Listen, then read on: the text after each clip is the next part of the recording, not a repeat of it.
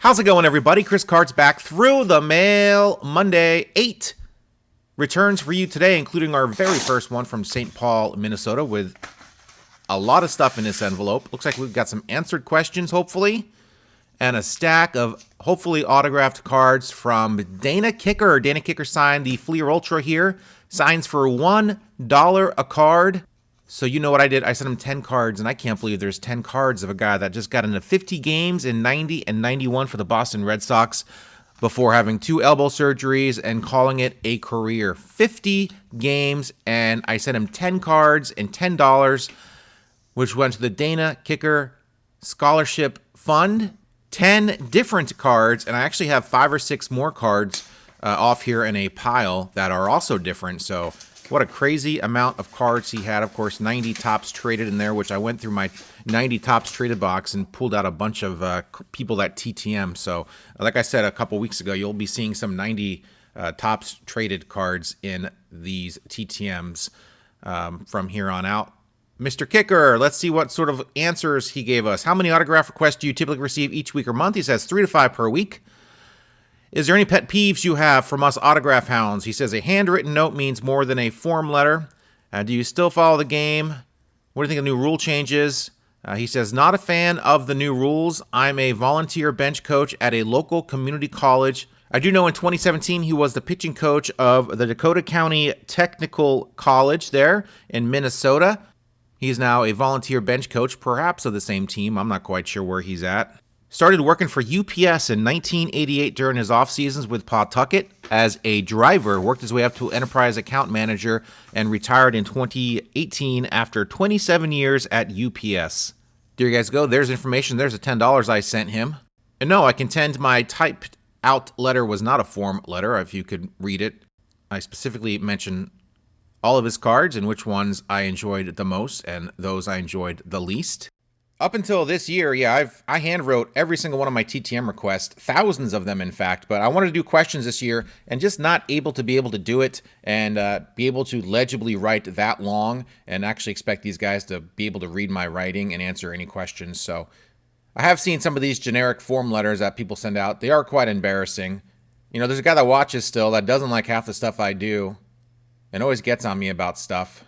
He does not like that I ask these guys questions, even though I make it extremely obvious that they are optional. I almost beg them not to answer them. But he doesn't like me doing these questions because he thinks it's going to turn them off and they're going to stop signing. My friend, if you could see half the stuff these guys deal with, form letters, no letters of request at all, no return postage, if you could see all the stuff these guys deal with on a daily or weekly basis, your head would probably explode. And in fact, that's why I love that pet peeves question, because it gives these guys a chance to let the community know as a whole what they sort of don't like about getting these TTM requests from us and things we can do to maybe change it and avoid any untowardly behavior towards them. So love it. Thank you, Dana, for answering the questions. Untowardly, who had that on their bingo card for the first envelope of the day? Let's move on, guys. We got 7 more to go. We've already spent 4 minutes on Dana Kicker and his unfortunate fragile elbow. And hopefully after signing 10 cards, he doesn't need another surgery. Thank you, Dana. Phoenix, Arizona for return numero dos here. Not as many cards in this envelope as the last one. We've got my letter of request back. Handwritten, by the way. I don't ask questions to everybody. And we've got Craig Paquette here. Craig Paquette, utility infielder, outfielder, played all sorts of positions. Spent 11 years in the big leagues. 11 years in the big leagues with 5 different teams. Spent most of his time with St. Louis and with Oakland. Oakland drafted him in the 8th round way back in 1988. Pride of Golden West College. Go Rustlers.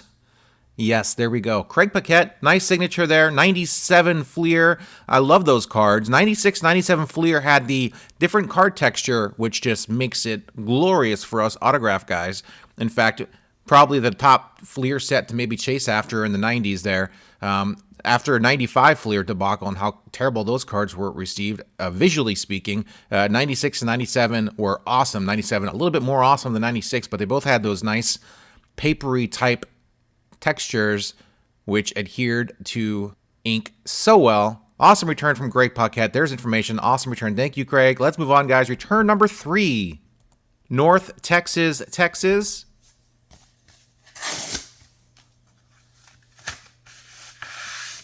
We have, looks like a 71 Topps card signed and completed by Reggie Cleveland, also signed by Luis Melendez. Very nice to get that one back. As well as two 74 Topps team cards. One signed by Wayne Granger, the other one signed by Al Raboski, as well as Orlando Pena, the late Orlando Pena. Nice to get those two cards back. I was thinking Ted Sizemore on the Cardinals team card. Maybe get that one signed and sent off as well. He signs for $3 a card, which is why I sent him both those Cardinal cards. Nice to get him done. Hedging my bets with those team cards in case I lose one or I don't get one back. I've got two. So I definitely think Ted Sizemore would be a good candidate to send off to. If you guys have any other ideas on who to send that 74 Topps team card off to, I'm all ears. Spent 13 years in the bigs, 5 with St. Louis, 5 with Boston. Went 105 and 106 for his career as a pitcher. So close to 500. There you guys go. Reggie Cleveland, 71 Topps card completed. Looks awesome, as well as those team cards. Always look good as they're filling up with signatures. Of course, 24 teams in 1974. I think 22 of those team cards exist in the set. For whatever reason, I don't think 2 team cards were included. Of course, there's checklists for each team as well with the fake autographs on them. I can get those signed as well. I've been setting those off as well. Probably should have sent one to Reggie, but for $3, that's not the greatest card to get signed.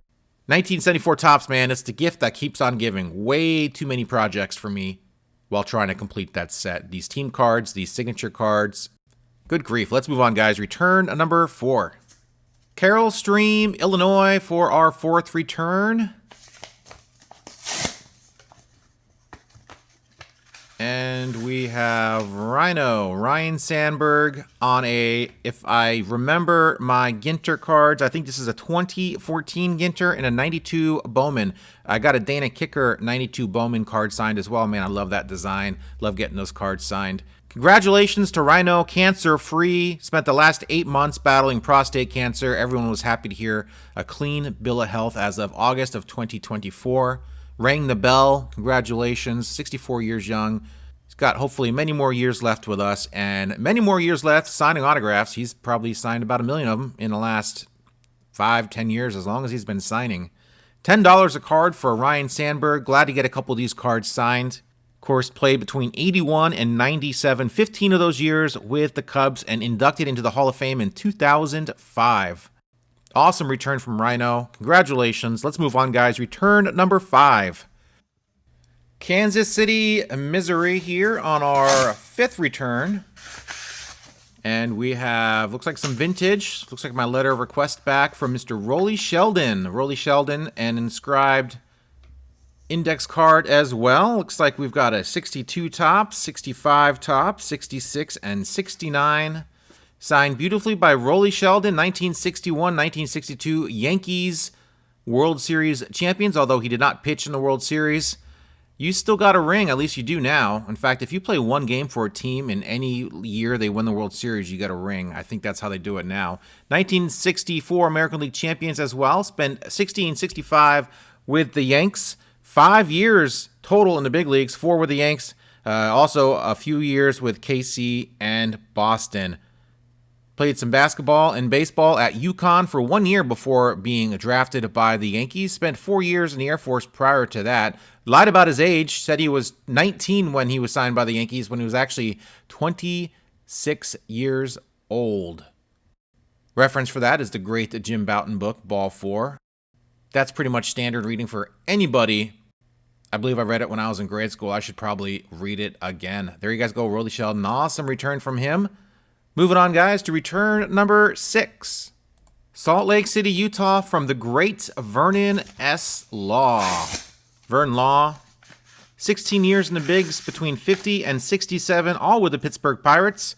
Spent 52 and 53 in the service, and we've got some great signatures, some great inscriptions from Vern Law. There you guys go. Vern Law spent all those years with the Pittsburgh Pirates, including that 1960 World Series championship team where he also won the Cy Young Award that year. An ordained priest at the LDS Church at the age of 17.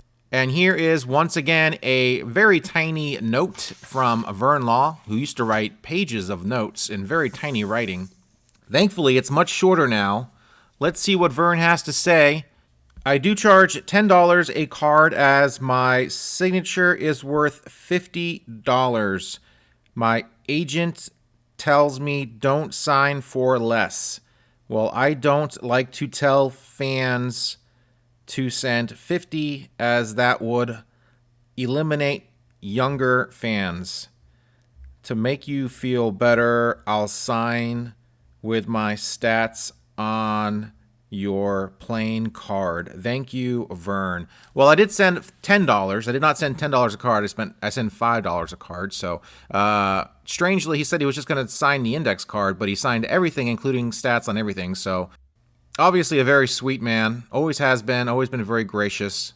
Should have sent him 20. My bad. However, there you have it. 94 years old, Vern Law. Had 5 sons. One went on to play, of course. Vance Law. He charges $5 a card. Perhaps I got mixed up there with who charged what. And Vern has an agent.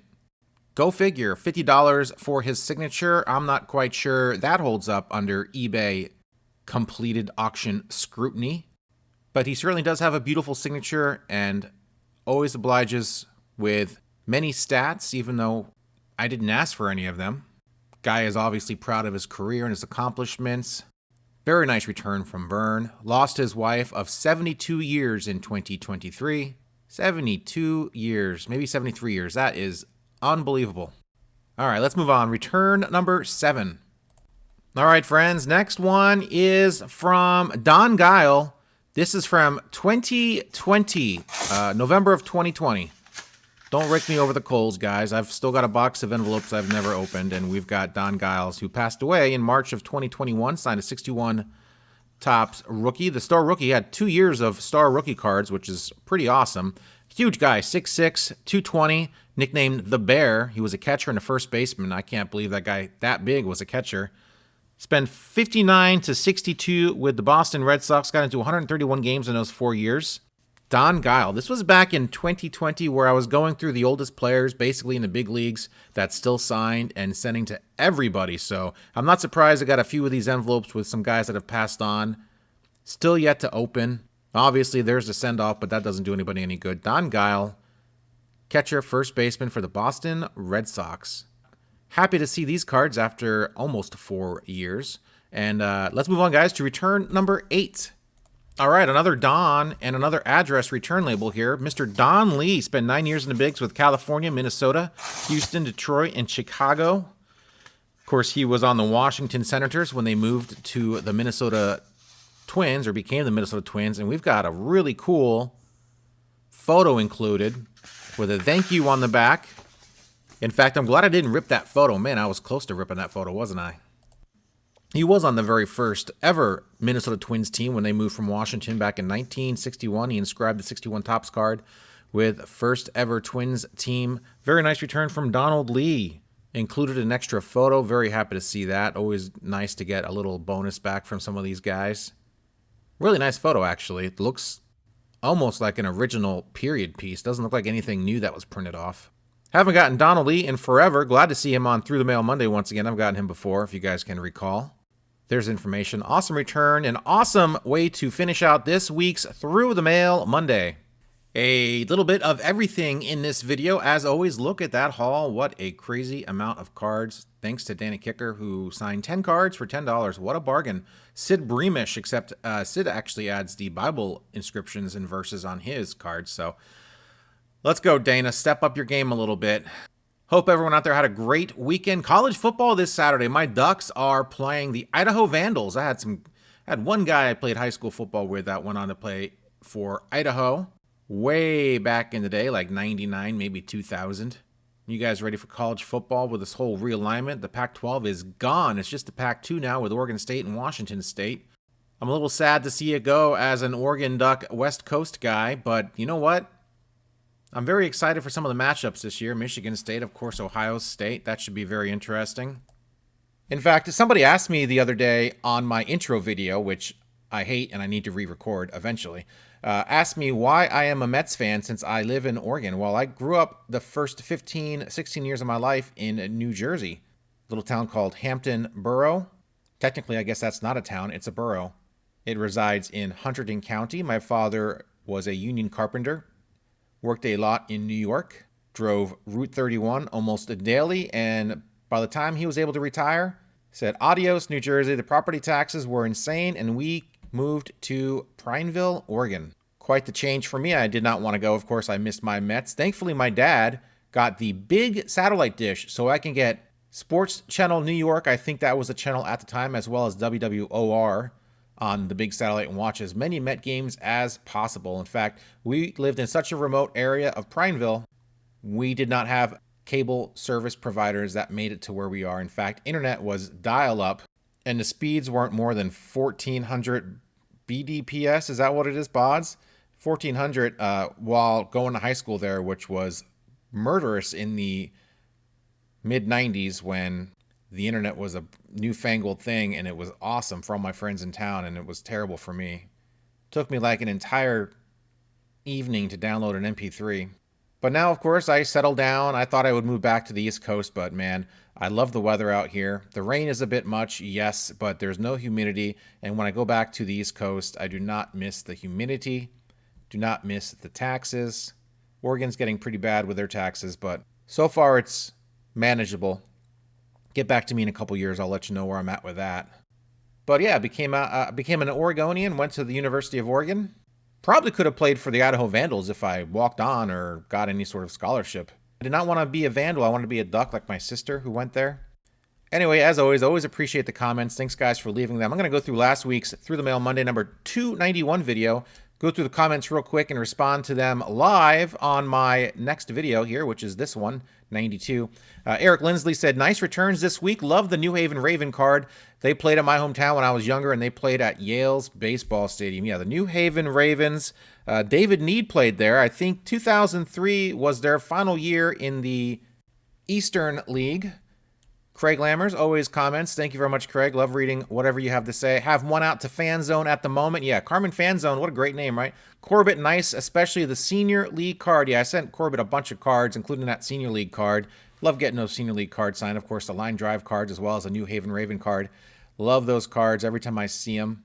Paul is my fellow Met fan in suffering. Yeah, update, Nimmo's MRI came back clean. He's day-to-day. Yeah, Nimmo's a situation where he's been pretty much useless since the All-Star break, so I'm not wishing injury upon him, but him being out of the lineup for a couple days, although he did nail a 3-run homer the other day, him being out for a few days wouldn't have broken my heart, especially with Marte coming back. He also said, Rip Peter Marshall, original host of Hollywood Squares, who is the father of Pete Lecoq, who has a 74 top set card I need signed. Pete actually had a successful TTM not that long ago. I don't know if I should buy a few Pete Lecoq cards and send them out to him, see what happens. He has not done a private signing, I think, in a couple years, since 2021 perhaps. Paul also said he forgot something. They went 3-3 on their homestand against Oakland and Miami. Now Nimmo may be out. Yeah, the whole Nimmo thing is a nightmare. Paul also said I should go to the Little League game next year that the Mets are playing against the Seattle Mariners. I actually responded to him and said, I kind of want to go down to Sacramento and see the A's and Mets next year, because I'm not sure where Sacramento's going to be playing. I mean, I don't know where the Oakland A's are going to be playing next year, but I think it'd be kind of cool to go see the Mets play in a stadium that nobody will probably ever play in again. I think that'd be a unique experience, so I want to do that. Goody G said, I got to try Quinn Priester. Thanks for his info. No problem, Goody G. Let me know how you do with Quinn. He is sporadic at best. Matthew Watson says, always enjoy Through the Mail Monday, Chris. Thanks for sharing your success. USPS tells me I've got 3 returns coming today, which is a big day for me since I usually send out only 4 or 5 a week. That is a decent haul for you, 4 to 5. I'll send off like 15, 20 in one day, and I'll get a trickle in of a few, but then I'll have one day where I just get hammered with like 6 or 7 of them. So, well done, Matthew. Keep up on it. 3 Good Nerds said that first Prester card looks really sharp. I think Priester card looks really sharp. 3 Good Nerds. I don't think he's ever responded to me or commented. I think I would have remembered that name. Thank you, 3 Good Nerds. Appreciate it. Chris and Chris collecting cards, of course, a fellow TTMer. Go check out his channel. Awesome returns, he says. Love the Pedraza return. Seems like a good guy who generally loves the game and the fans. Have a great week. Yes, I am still waiting for my eBay card, Japanese card of him to come, and then I will send it off with him with a nice little note saying, hey man, you do have a Japanese card, and I'll give him a little history about the 2000 set Upper Deck released in Japan. And yeah, I think I love doing stuff like that. I don't normally talk about it, but I figured I'd mention it because he did send some cool stuff and did mention he did not have a Japanese card that he knew of. So finding one on eBay and being able to buy it for him and send it off to him, I think that's pretty cool. That's Rodney Pedraza, for those wondering, in last week's video. Space Viking said, never miss a video, Chris. Always good stuff. Thank you, Space Viking. I know, love reading stuff like that. I know it's just a couple seconds out of your day, but I really appreciate it nonetheless. Caleb's Cards, another great TTM or another great channel. Love the returns, Chris. Thank you, Caleb. I really appreciate it. Mr. Michael Myers says, nice returns. I liked the picks from Seattle. Went there last October and had a great time at the market. Thanks, Meyerhead's Cards. Of course, he's got his own channel, does his own TTM videos, does more than just baseball, does football and hockey. He does everything. So check him out as well. Yeah, Pike Place Market was pretty cool. We did a lot of touristy things with my buddy Russell, 2S2Ls, because he'd never been to Seattle before. So really liked showing him around with the Space Needles and all that stuff. So had a good time with him. Pike Place Market, just he's like, so this is a big flea market, basically. I said, yeah, it's kind of just a big hodgepodge of stores. But they got a little donut shop in there that I did not go to because I love it. I love getting those donuts in that little donut place in Pike Place. Watched them throw the fish. Saw the disgusting gum wall. Did some cool things around there. Went to Seattle Center. Maybe I'll be back in November for the Wrestle Dream pay-per-view in Tacoma. S.A. Hutterville said, nice returns. Thanks for sharing. Stay well. Have a great week. A recent subscriber, only 3 months. Thank you, Mr. Hutterville. I really appreciate it. And Mr. Dodger, first and foremost, lastly, great returns. What do you think about the percent of active MLB players signed TTM? It just seems like active players sign a lot less than retired players. Yeah, I think that's a proven fact. Obviously, they're much busier than retired players. Of course, they're playing. I read this comment last week, and I thought I should go through like the sets. You can go to sportscollectors.net, which is a great resource to get addresses and stuff off of. I think it's like $10, $13 for the entire year, which is a good value, and considering you can track all your stuff and see who's signing and all that stuff. But you can actually sort through sets, and that's how I found out who's doing private signings on some of these sets I chase after that don't normally sign very often. So it's tough to quantify. It'd be a small sample size if I did it like that, but that's one way of trying to figure out, getting an idea of how many active players sign versus how many retired players sign. Obviously, there's a ton more of retired players, so it's simply just recency bias, because there's literally thousands upon thousands of retired players and only, 1,000 major leaguers? I don't know what the number is anymore. It used to be about 700 and something, 800. Now it's probably a little more than that with the 26-man rosters.